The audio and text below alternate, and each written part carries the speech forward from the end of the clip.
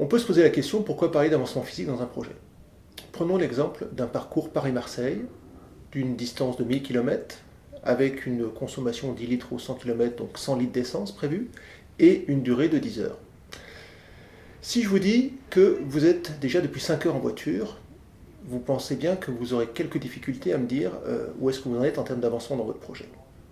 Si je rajoute une autre information en vous disant que non seulement vous êtes depuis 5 heures en voiture, mais qu'en plus vous avez consommé la moitié de l'essence, donc 50 litres, est-ce que vous êtes en mesure de me dire quel avancement vous avez sur le projet? Pas évident, on sent bien que plein d'aléas ont pu se produire dans le projet, des bouchons, des déviations, etc.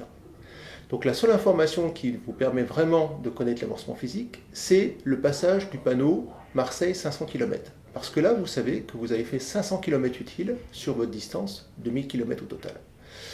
Donc on voit que l'avancement physique, ça va être très important de mesurer le travail réellement réalisé sur un projet, le travail utile, et ça va nous permettre en particulier de comparer avec l'avancement délai et l'avancement coût, donc respectivement le temps que j'ai passé en voiture et la quantité d'essence que j'ai utilisée,